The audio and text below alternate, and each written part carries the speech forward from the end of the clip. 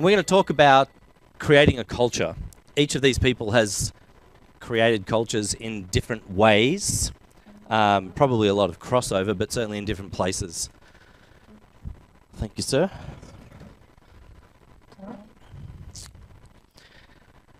So we're going to start with, on my left is, on your right, is Jaheen Tanvir, who is a youth advocate, trainer, entrepreneurship trainer in Australia.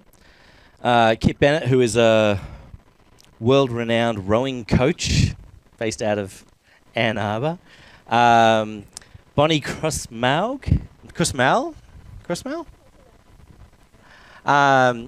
is a well-established Brighton or Livingston County dynamo.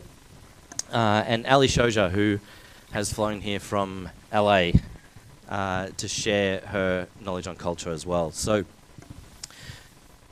this is going to give you some thoughts about what you could do in your place. That might be the culture in your workplace, it might be at your school, your family, your community group, whatever it might be. So I'm going to start with you, Jaheen. What is it we are talking about when we're talking about culture? Yeah, absolutely. I think when we talk about culture, it's basically the environment you're in that influences how you feel. And so I think all of us have been in different cultures where when you're in a good culture, it feels great to be there. You feel like a gravitational force of, I actually want to spend time here.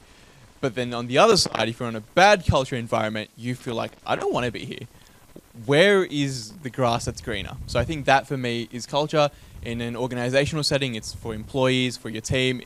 In a more personal setting, it's relationships, friendships. So whatever you get influenced by, which environment you're in, for me, that's culture. Excellent. Kit, how would you view that? I think possibly slightly differently, or in addition. Yeah, I think in addition, because Jaheen really encapsulated that really nicely. Yeah, I mean, I coach rowing, and I deal with high school athletes from all levels, and I think that feeling is super important of how they're being heard and how we are articulating that messaging to the group, and realizing that it's a constant tweaking process over time for culture, and that it's a slow process as well. So establishing a great culture takes a huge amount of time, and really, like I said, I think Jaheen encapsulated that really well. Like that feeling point, the relationships, is the grass always greener? Like you want to try to avoid those things, right? And that takes time. So. Great, thanks. Bonnie, you've spent a long time creating a culture from scratch, essentially. How have you done that? If you're the leader of the group, because everyone has a different influence on the culture. If you're the leader of the group, you might be a principal of a school or the CEO of a company. What are some of the things you can do to affect that culture? Yeah, so for me, my culture, I owned a fitness business, so my culture was my community. I had over 300 members at one time. And so the first thing I did was put up a family tree on the wall. So when new members came in, they put their name on that family tree, and that meant that they were a family member from the day one when they walked in the door. And that was a big thing for us in creating a positive culture and understanding that we're a family, we're here for each other, we're here to support each other.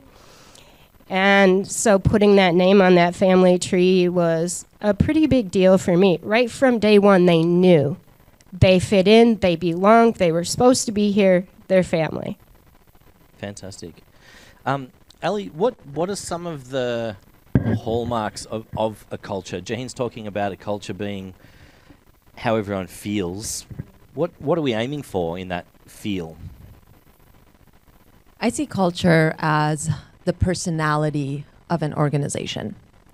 And culture always trickles down from the top. So if you have people in leadership about them who are kind, that culture starts to take on that personality.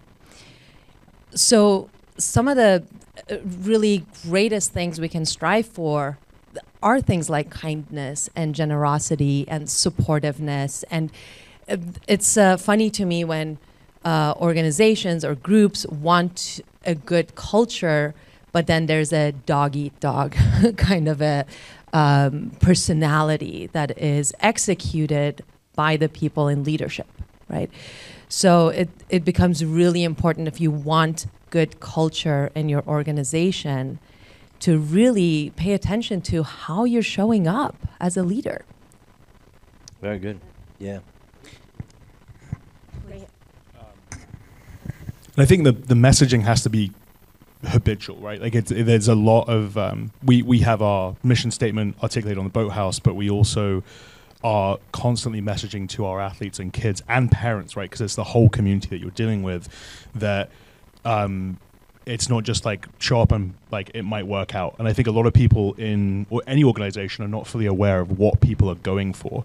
And so making sure that we're clear to the family tree point as well, that we are putting out that messaging as often as possible, and not without, you're not trying to create a cult either, but it is important that there is an understanding from the top down that we are going to live that messaging as well. And I think hearing it with regularity, because then it also allows you, like I said earlier, to tweak that messaging and make sure people are seeing, like we're growing as an organization, not just as one person. Yep. Great. Jaheen, I'm going to go to you next. One of the questions as the world sort of gets smaller is around cultural differences in a community, for a culture. How do you navigate some of that where people are coming from quite different cultures into the culture you're creating or maintaining or changing?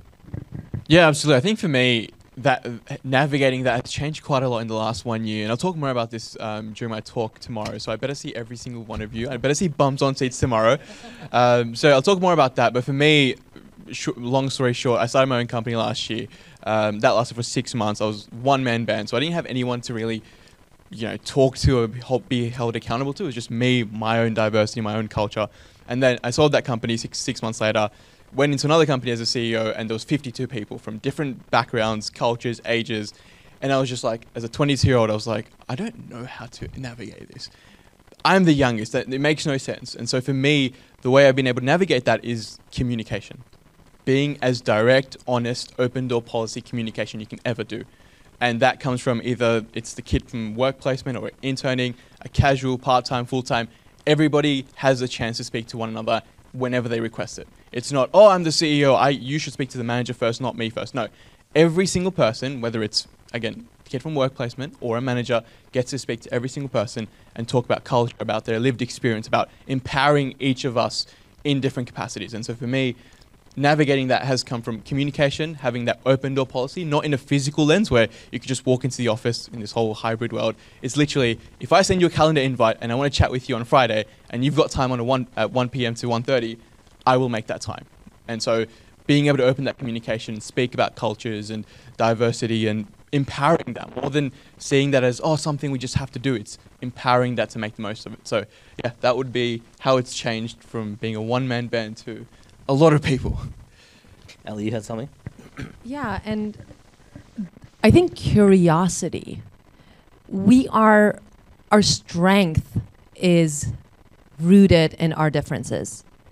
And when we come from different cultural backgrounds and different languages and different life experiences, we come to problems with different types of solutions, right? And just being curious about understanding each other on a deeper level, asking questions. When you don't know something, ask a question. If you don't know about someone's heritage or their language or, the things that make them different, we are so timid, I think, to ask questions because we don't want to look ignorant, right? But the fact is, if somebody is from a different culture and from a different background, they love to share with you what makes them different and what makes them unique, and you showing that curiosity towards them and listening and wanting to understand them on a deeper level will help them feel more seen and understood, and it will give way to solutions that you never could have anticipated. Thank you.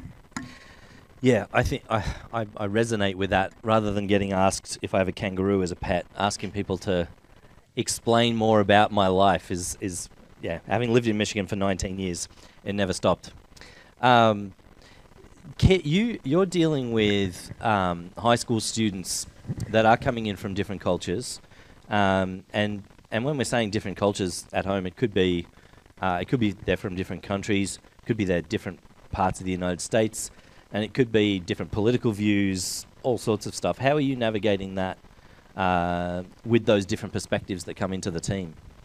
I think it feeds back to a little bit of the questioning culture and then also the listening, right? I think children invariably and young adults are not listened to, and we try and create a space where we empower them. So we start from a place of trust and respect first. That's our foundation. And then we have a sort of conversations over the course of the year that, trust, it's not just a case you have to earn respect and trust. We want to start from that place because we're going to assume people are going to do the right thing first.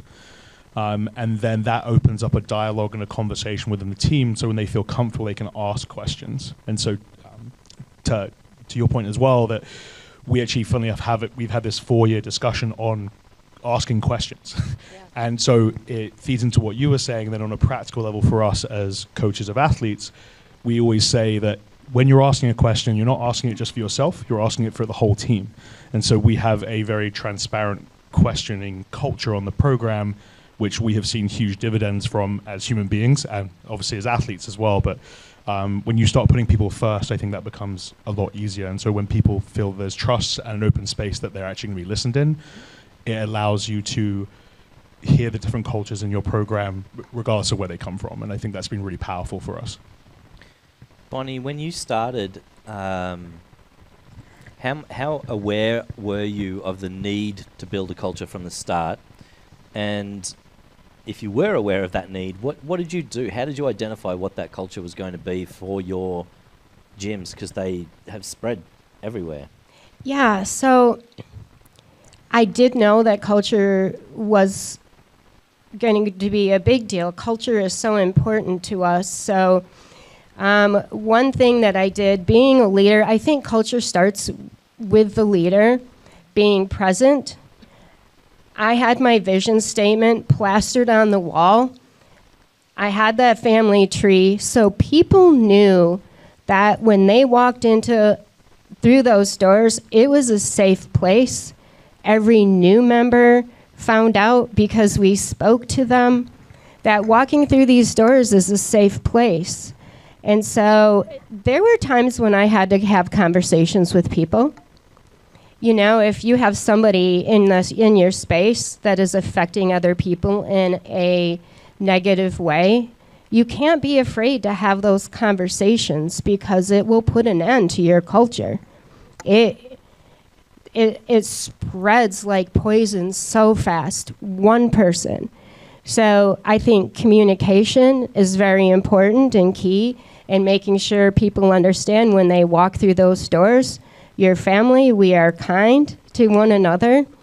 And, that's just how we did it. And it's ongoing because people leave, new people come. So it never ends. Keeping that culture nice and high never ends. Jaheen, did you do some work before you got to this new job 6 months ago about thinking about the culture you wanted to bring? No. Honestly, most of sort of my philosophy and my navigation through culture came from on the job, on understanding that if I don't create a culture that is, sustainable, that people enjoy, I'll get fired. And it was that almost, I was operating from a place of fear where it was just like, I had to do it, otherwise I had no other choice. But in that process of, operating from a place of fear, I realized it's actually quite enjoyable to create a culture where people actually want to be there, because it's such a small, underrated thing where we focus on KPIs, we focus on revenue, investment, all of these things, but actually somebody waking up every day and being like, I actually want to go to work. I actually get to go to work. I don't have to. I get to, they have to, but I get to go to work, So sort of that mentality where I was just like, I want to create an environment where if it's an 18-year-old or a 80-year-old who's working, I want them to feel like I get to do this. I don't have to do this. And so learning that on the job and even asking myself, like, if I was to walk into the office today, do I actually want to be there? What am I looking at? Am I looking at photos? Am I looking at, random paintings and artworks that make no sense to me? small things like that. And so taking myself through that sort of empathy journey of, if I was to walk into work, what do I see? Do I want to see this? Do I not want to see this? And then again, asking people for feedback as well. I think feedback is very important. Actually going to someone and saying, can I do this better? What can I do more of? Simple questions like that. I think Bonnie mentioned as well, asking questions and again, learning on the job. But before that, had no idea. It's authentic. I really like that because it's people can, and especially I deal with teenagers regularly, they can smell crap from a mile off. And you need to be your authentic self. I'm unashamedly an extrovert for the most part. I'm loud. I am hard on the kids, but I love hard as well. And they know it's coming from an authentic place. And I'm going to do a shout out for a book that I would recommend to anyone to read, because I read this about 10 years ago, and it basically gave me a reference point of how I felt about the team culture that we were trying to progress. And it's called The Culture Code by Dan Coyle. And even if you just read the first chapter about how toxicity can permeate through a culture, that'll be very eye-opening. Like the first chapter is I think 10 pages long. And they just have examples from all around the world, from the Navy SEALs to sports teams to restaurants to anything. But it's a very consumable book, and that's kind of like my Bible at this point. It's great to refer back to it, and really gives you a sense of how all this can actually work in the real world as well. With people have done experiments on this as well now. So Fantastic.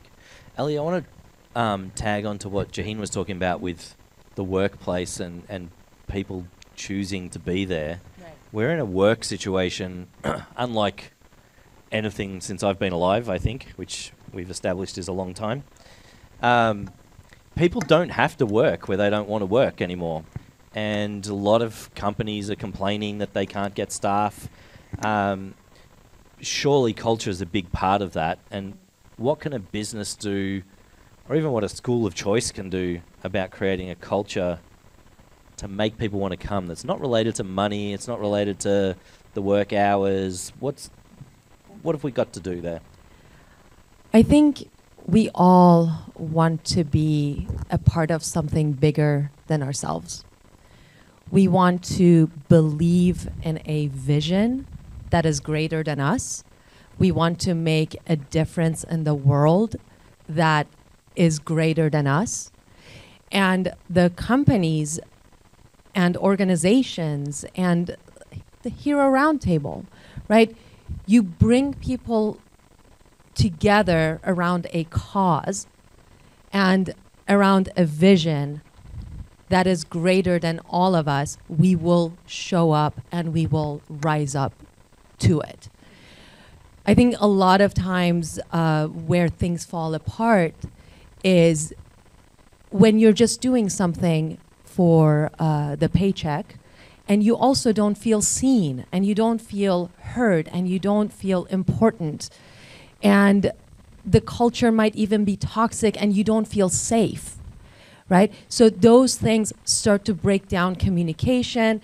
Then I'm going to retreat, and I'm going to not want to show up even to the Zoom calls, right?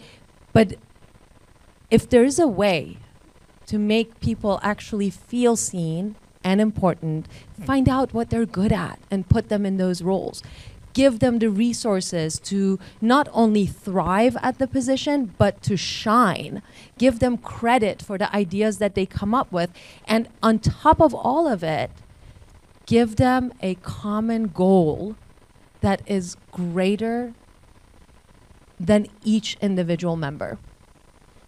I think that goes back to what Jaheen said about how you feel when you go into a place. Ultimately, people are going to go to work where they feel good. Absolutely. And it's not because they've got 50 cents an hour more than the other place. Right. Yeah. It's about where they feel. Yeah. I love what Jaheen said about the bottom line, because that's exactly what happened to me when I opened my business. I was not concerned about the bottom line. I had to let go of that. I had to focus on building a community and a beautiful, positive culture of like-minded people, because if the community's not there, if the culture's not there, I don't have a business. So I never worried about my bottom line. I focused on building that culture, and then they had a place that they loved and enjoyed coming, and they invited their friends. And that's how my business built, by not worrying about the bottom line, but focusing on that culture. That's excellent. I want to finish with some thoughts on how people who are not leaders in their place can help influence culture. Because I see there's a lot of high school students here who probably think they don't have a lot of agency in what the culture of their school is. There's employees here who probably feel the same. How can they influence the culture of the place that they are? Ali, we'll start with you. Sure. I'm going to go back to Vienna's talk, the power of one, right? One person who is connected, one person who has clarity, one person who shows up with belief and positivity is more powerful than 1,000 who are not. And we see this in the world reflected all the time. So no matter where you are, you have agency over yourself. You can choose to show up with a smile. You can choose to see the positive. You can choose to see the possibility. You can choose to see how to make your immediate surrounding better, your internal environment, right? You can choose to make your internal environment better, which then trickles out to the people immediately around you. That is how we influence the world around us. The path to world peace is paved through our own hearts, right? So no matter where you are, whether you are 10 years old or 90 years old, whether you are the janitor or you're the CEO or anywhere in between, you have the power to show up in a heroic way. Go on. Yeah, I think absolutely. I believe in that, the power of one. You know, we have the ability every single day to affect somebody.